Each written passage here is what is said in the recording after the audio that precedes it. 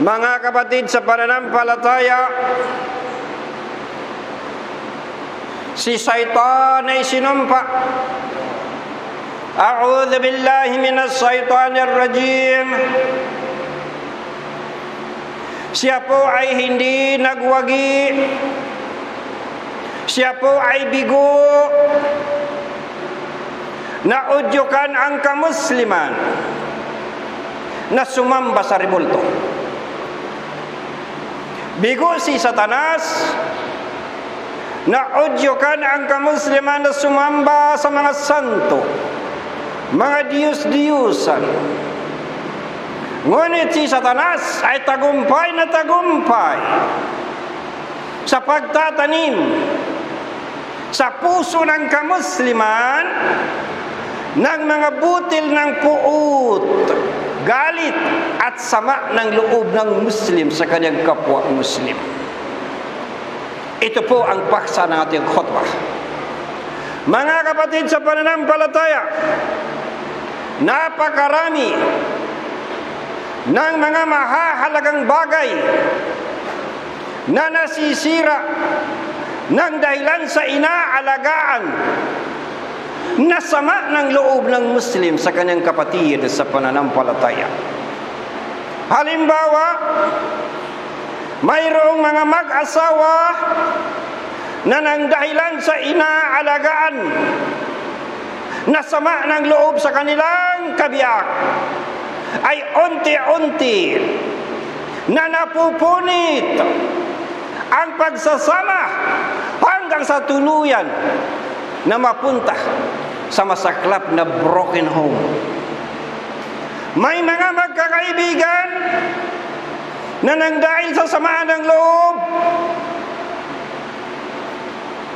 nauwi sa madugo na marda, patayan. Hindi na kailangan ang mga katibayan, mga statistics, mga ebidensya. Sapat na po na katibayan.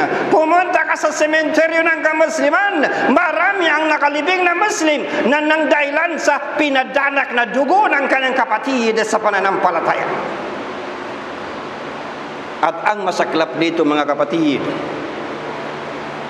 mayroon pong mga manggagawa sa dakwah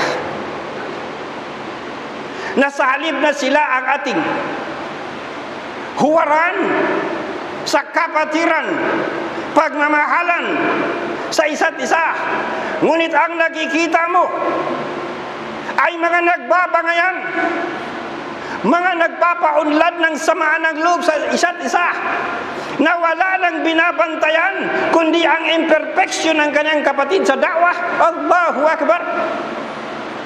Ano ba ang pinakalayunin ng dakwah?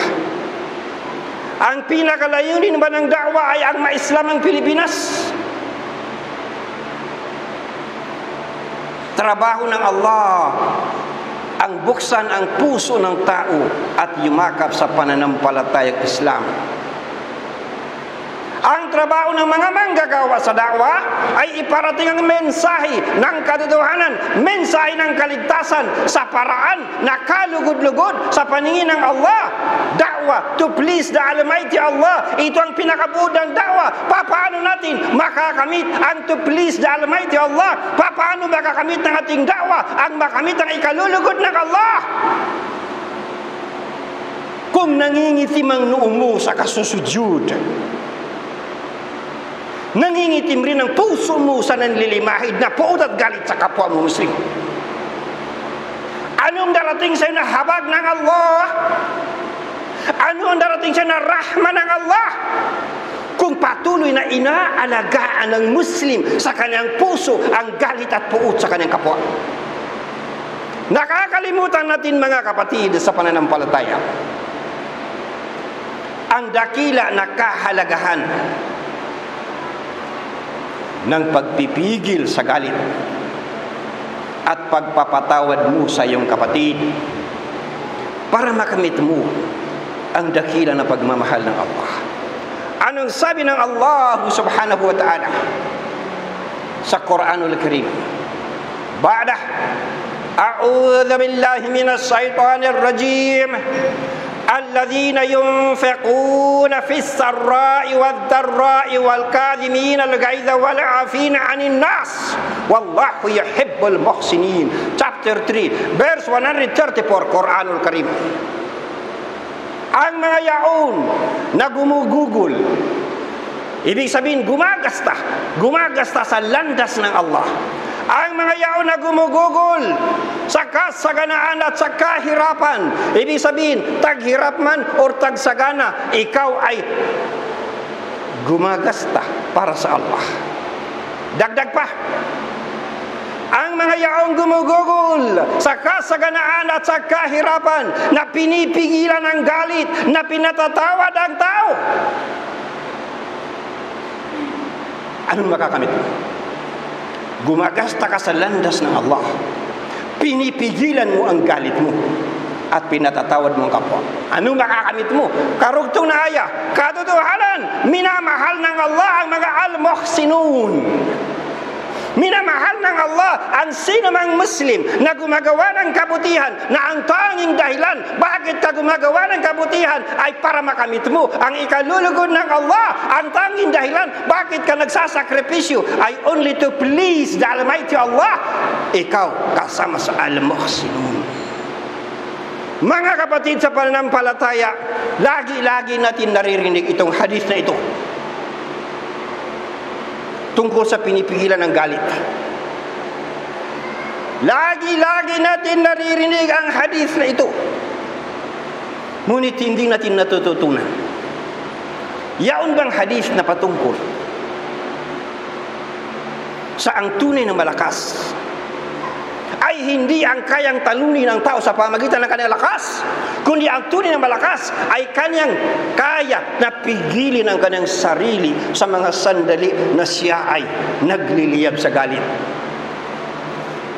An Abi Hurairah radhiyallahu an anna Rasulullah sallallahu alaihi wasallam qala laysa ash-shadidu bis-sur'ati innama ash-shadidu alladhi yamliku nafsahu 'indal ghadab. Malapit-lapit na pakahulugan. Ito para-parati natin ito naririnig na hadith, pero hindi matututunan ng Muslim.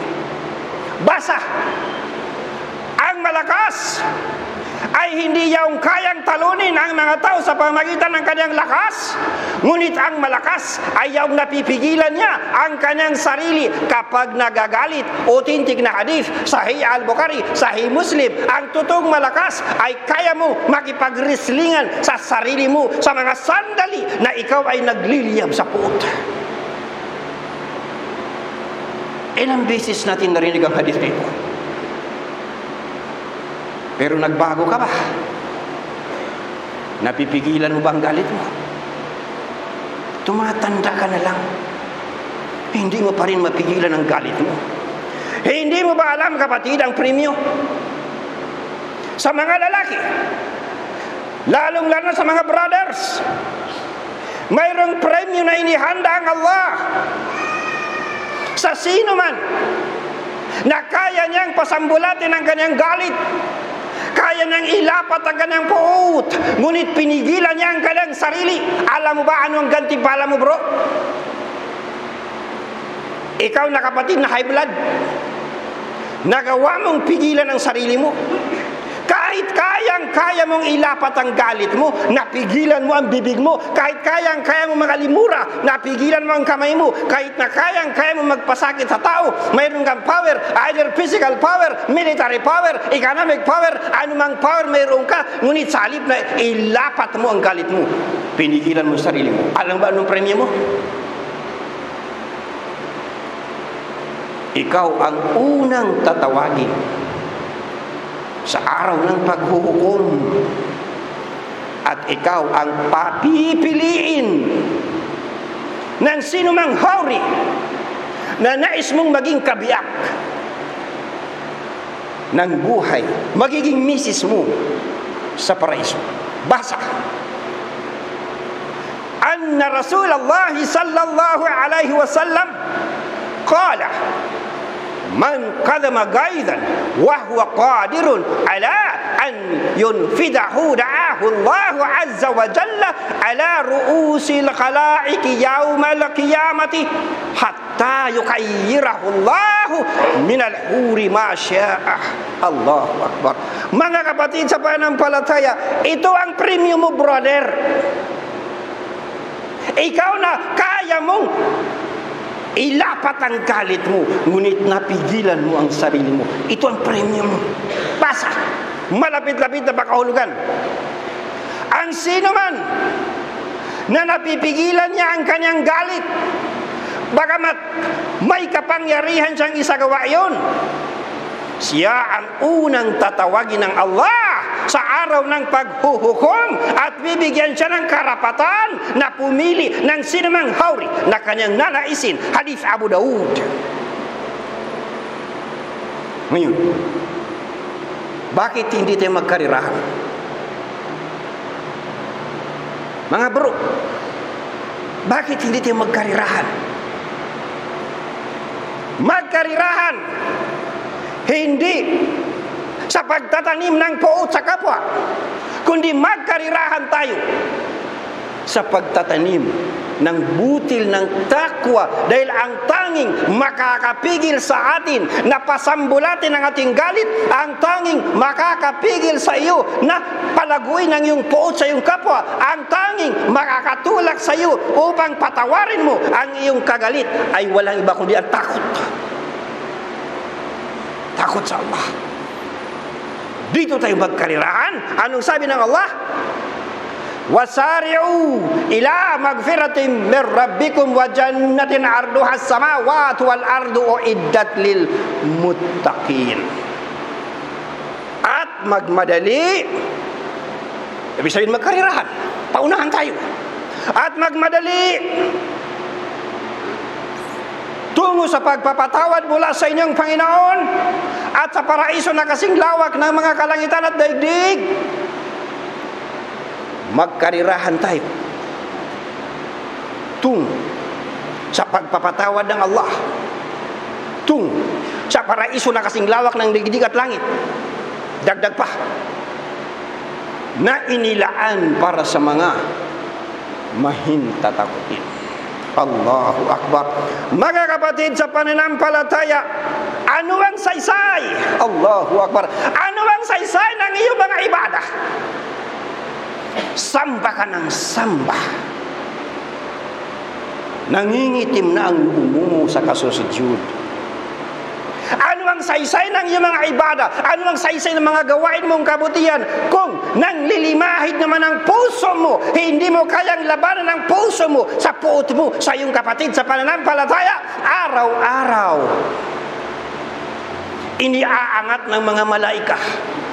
Nagre-report ang mga malaika sa langit tungkol sa mga gawain, mga kabutihan. Ngunit 3 araw na matapos ang iyong alitan at hindi kayo nag-reconcile, suspendido ang mga gawain mong kabutihan. Hindi iaangat ng mga malaika ang mga gawain mong kabutihan. Ilang linggo na, ilang buwan na, ilang taon na, ilang dekada na inaalagaan mo sa puso mo ang puot mo sa kapatid mo sa pananampalataya, na hanggang ngayon nakabinbin ang iyong suspendidong gawain na hindi may angat-angat sa langit dahil sa sama ng loob mo. Sayang ang mga ibada mo, kapatid. Totoo, lahat tayo tao. Sino ba naman ang walang galit? Hindi ka naman robot, hindi ka naman malaikat. Lahat tayo may galit. Sino bang walang galit? Tao ka. At ang Islam ay realistic na relihiyon. Hindi tayo pinagbabawalan ng Islam na magalit. Lahat tayo tao may galit. Meron tayong damdamin, mayroon tayong natutuwa, nagmamahal, nagagalit. Kasama yan sa emotion, built-in. Kailanman hindi mawalang galit. Ngunit mayroong regulasyon ng Islam na siyang i-a-adapt natin tungkol sa galit para po tayo maparaiso. Totoo na lahat tayo may galit. Walang sino man sa atin na hindi nagagalit minsan. Ngunit may patakaran ng Islam. Paano magalit? Mga kapatid sa pananampalataya, nabanggit sa hadith ni Muhammad sallallahu alaihi wasallam, Apat ang kategorya ng galit. Lahat ng galit ng tao sa buong mundo noon, ngayon at kailanman umiikot sa apat na kategorya. At itong apat na kategorya, isa lang ang tanggap sa Allah. Nasaan ka sa apat na kategorya na ito? Number 1, matagal magalit at madali mawala ng galit. Kahit na anong gawin sa iyo, kahit na anong pasaring, kahit na anong salita, kahit na anong mangyari, hindi ka nagagalit, mahaba ang iyong pasensya, mahaba ang pisi mo, ikaw ay mapagsabar, ikaw ay mapagtimpi, ikaw ay mapagtiis, mahaba ang iyong pasensya, mahaba, pasensya. At kapag nagalit ka, kaagad-agad, ikaw ay nakikipagbati. Matagal magalit, madali mawala ng galit. Sino sa atin ang nabilong sa kategorya na ito? Paki-double check natin ang ating mga sarili. Number 2 na kategorya ng galit, madali magalit at madali rin mawala ng galit. Mga maliliit lang na bagay nagwawala kaagad. Mga maliliit na bagay nagliliyab kaagad sa galit. Pero mamaya-maya ng kaunti nakikipagbati na. Sino sa atin ang nabilong sa kategorya numero 2? Number 3, matagal magalit at matagal din mawala ng galit. Matagal siya magalit. Kahit na ano pang gawin mo, hindi nagagalit. Paringgin mo ng mga pasaring, hindi nagagalit. Anumang nakikita niya, hindi siya nagagalit. Ngunit mag-ingat ka kapag nagalit sa iyo, lifetime. Hindi nakikipagbatik. Nagtatanim ng sama ng loob. Number 4, madali magalit at matagal mawala ng galit. Maliliit lang na bagay nagliliyab sa galit, at kapag nagalit, pang lifetime, Allahu Akbar, wala kang makakaibigan kapag dito ka sa number 4. Madali ka lang magalit at pagkatapos napakahirap mo amu-amuin. Kapag inaamo-amo ka, ayaw mo makipag-amo-amo. Allahu Akbar, subhanallah. Bilang katibay na nasa hadith, itong ating apat na kategorya ng galit, basa. Ang mga inapo ni Adam ay nilikha na iba't iba ang uri. May iba na matagal magalit at madali mawala ng galit. May mga taong madaling magalit at madali rin mawala ng galit. At may mga taong matagal magalit at matagal din mawala ng galit. Mag-ingat. Ang ibang tao ay madali magalit at matagal mawala ng galit. Hadith at Tirmidhi. Ngayon, nasaan ka kapatid sa apat na kategorya? At saan sa apat na kategorya nito pwede natin i-adapt sa Islam, isabuhay natin? Dahil ito lang ang pasado na galit. Lahat bagsak sa Islam. Alin dito ang i-adapt natin ay pasasagutin natin si Propeta Muhammad sallallahu alaihi wasallam. Basa, makinig. Ang pinakamabuting mga tao sa mga ito ay ang yaong mga matagal magalit at kaagad-agad ay nagtatawbah. Matagal magalit, hindi ka kaagad nagagalit. Ang haba ng pisi mo, lagi ka magpagpasensya. Ngunit kapag puno na ang salot at nagalit ka na, agad-agad nagtatawbah ka. Nare-realize mo na ito ay kagagawa ni Satan. At agad-agad nakikipagbati ka, nakikipag-reconcile ka. Ito po ang kailangan natin ng mga Muslim.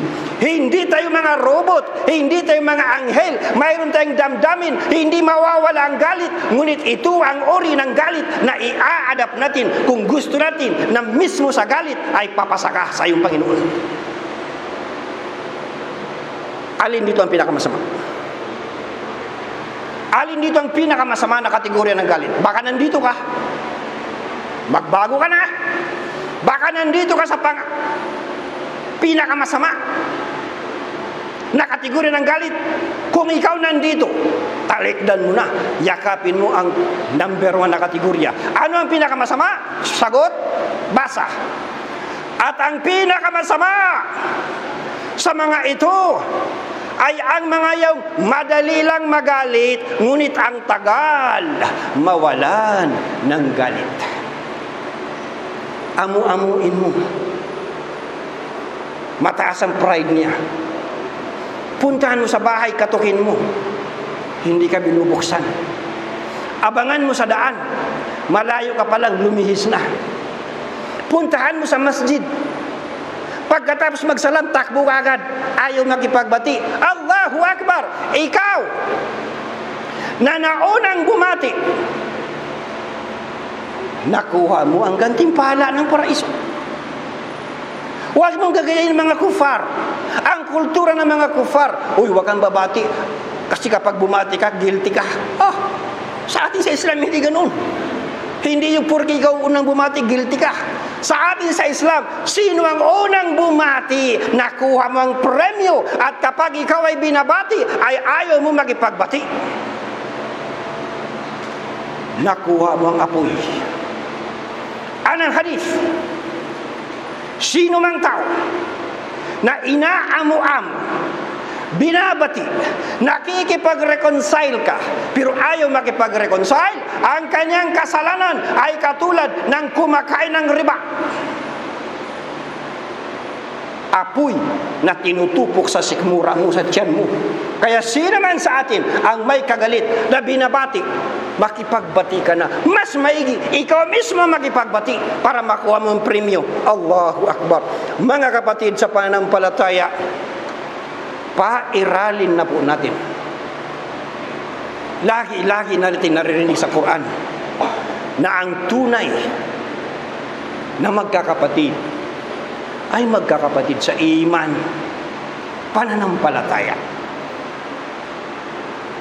Mas matindi pa kaysa kapatiran sa dugo. Ang kapatid mo sa dugo, pwede kang ipahambak sa impyerno. Ngunit ang kapatid mo sa iman, pwede ka niyang ma-impluwensyahan na maging mamuhay ka ng pamumuhay ng pananampalataya. Ito ang pairalin natin. Anong sabi ng Allah? Innamal mu'minuna ikhwatun fa'aslihu baina akhawaykum wattaqullaha la'allakum turhamun. Chapter 49 verse 10 Quranul Karim. Katotohanan, ang tunay na mga magkakapatid ay yaon lamang mga nananampalataya. Tinutukoy pananampalataya sa Allah. Kaya't itong utos niya. Kaya't gumawa ng pakikipagbati sa inyong mga kapatid at matakot kayo sa Allah upang kayo ay kanyang kahabagan. 4 na punto itong verse na to. Ang tunay na mga magkakapatid ay magkakapatid sa iman. Pangalawang punto, makipagbati ka na bro. Huwag mo na pinairal ang pride mo. Number 3, katakutan mo na ang Allah. Number 4, kung talagang gusto mo ang kahabagan ka ng Allah, makipagbati ka na, matakot ka na sa Allah, nang makamit mo ang habag ng Allah. Ibig sabihin, mga kapatid sa pananampalataya, kailanman hindi darating sa atin ang habag ng Allah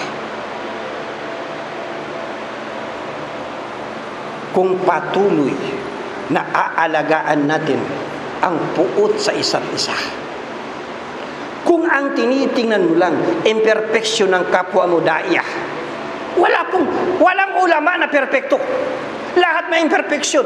Kung ang tinitingnan mo lang perfeksyon ng misis mo, kailanman tatanda kang binata, tatanda kang biyudo. Wala kang makikitang perfectong misis. Kung ang tinitingnan mo lang perfectong mister, kailanman tatanda kang dalaga, tatanda kang biyuda. Wala kang makikitang perfectong mister. Wala kang makikitang perfectong anak. Wala kang makikitang perfectong magulang. Kung ang hanap natin ay perfecto, panalo na panalo si Iblis na itanim sa ating kamalayan ang puot, galit sa isa't isa. At kapag ang naghahari sa atin ng mga Muslim, galit at puot sa isa't isa, walang darating na habag, walang darating na mercy, walang darating na rahmah ng Allah. Barakallahu li wa lakum fil Qur'anil azim wa nafa'ani wa iyyakum bil ayati wa dzikril hakim wa taqabbalani li wa minkum tilawatahu innahu huwas samiul alim.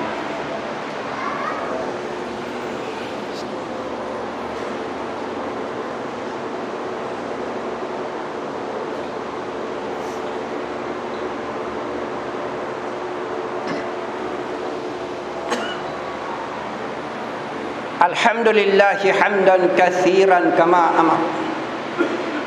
Ashhadu an la ilaha illallah wahdahu la syarika lah wa ashhadu anna Muhammadan abduhu wa rasuluh. Ibadallah, ittaqullaha haqqa tuqatih wa la tamutunna illa wa antum muslimun. Mga kapatid sa pananampalataya, bilang konklusyon ng ating khutbah, kung talaga na ang hangad natin ay makamit natin sa ating sarili, sa ating pamilya, sa ating komunidad ang habag, mercy, rahma ng Allah, pairalin natin itong 3 punto. Number 1, araw-araw na matutunan mo, kapatid, na patawarin mo sino mang kagalit mo, nag-alang-alang sa Allah. Mahirap gawin. Napakalakas ang udyok ni Iblis. Huwag ka makipagbati, madudungisan ang karangalan mo, dugong maharlika ka, makikipagbati ka dyan sa mga aywan. Huwag kang magpatangay kay Iblis. Isipin mo, kapag matutulog ka mamayang gabi,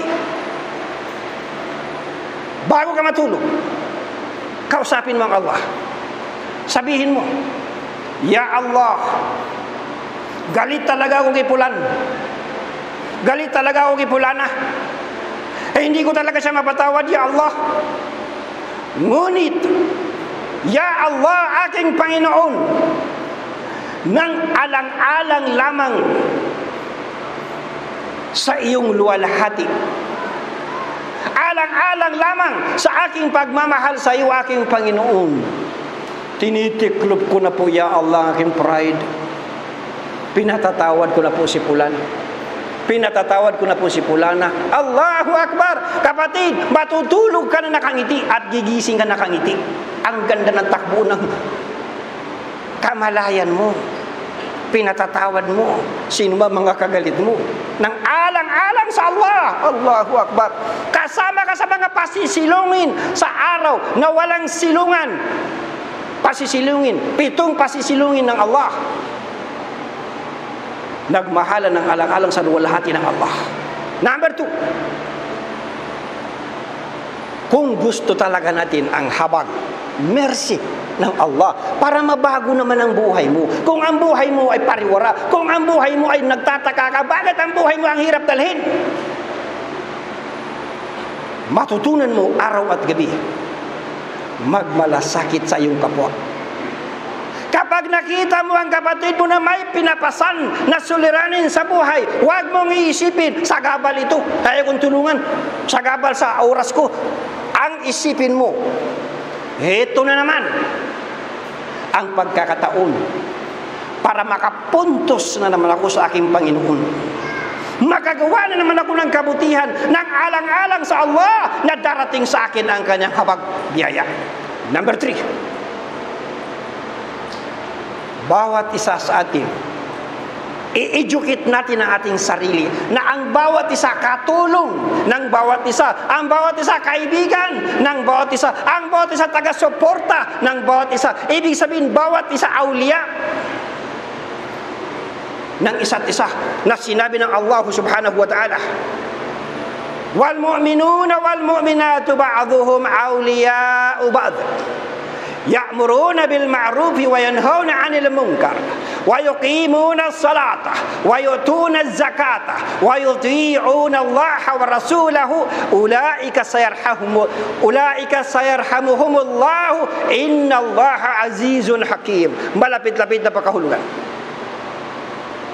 Ito, lagi natin naririnig na ayah, pero hindi talaga natin isinasabuhay. Ang mga mananampalataya, kalalakihan at kababaihan ay mga awliya sa isa't isa. Anong ibig sabihin ng mga awliya sa isa't isa? Kaagapay, katulong, kaibigan, tagapagtanggol sa isa't isa. Itinuturo nila sa isa't isa ang kabutihan at ipinagbabawal nila sa isa't isa ang kasamaan. Isinasagawa nilang as-salat, nagbibigay sila ng zakat, at sinusunod nila ang utos ng kanilang Panginoon at ang kanyang sugo. Katotohanan, ang Allah ay lubos na makapangyarihan, lubos na maalam. Ibig sabihin, kahahabagan sila ng Allah. Kapatid, sa pananampalataya, 6 na punto yung nabanggit sa aya na ito. Una, na punto na kailangan lagi-lagi natin isa-isip. Unang punto,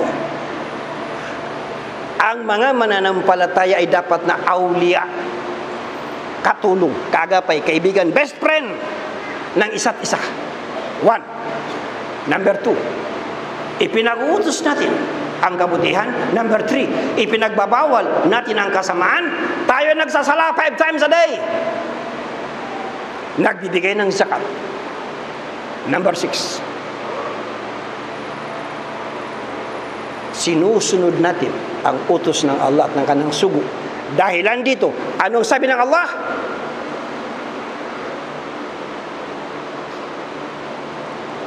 Kahahabagan sila ng Allah. Darating ang habag sa atin ng Allah. Kung ating pinapangarap na dumating sa atin ang totoong habag ng Allah, mercy ng Allah, isabuhay natin itong mga punto na ito. Ngunit kung gusto mo na manatili si Iblis, na hawak niya ang ilong mo, na bagamat hindi mo sinasambang Black Nazareno, hindi mo sinasambang cross, hindi mo sinasambang rebulto, ngunit panalong-panalo siya sa puso mo, nakapuutan ang kapatid mo sa pananampalataya, sige, panatilihin mo ang pride mo at huwag ka magpatawad sa kapatid mo. Sa mga Muslim, community na mga Muslim na wala ang pagiging maawain sa kapwa Muslim, hindi rin darating ang awa ng Allah sa atin. So gusto natin ang habag ng Allah. Simulan natin sa araw na ito. Unang hakbang, makipagbati ka na. Makipag-reconcile ka na. Burahin mo na sa puso mo ang ilang taon mo nang inaalagaan na puot sama ng loob.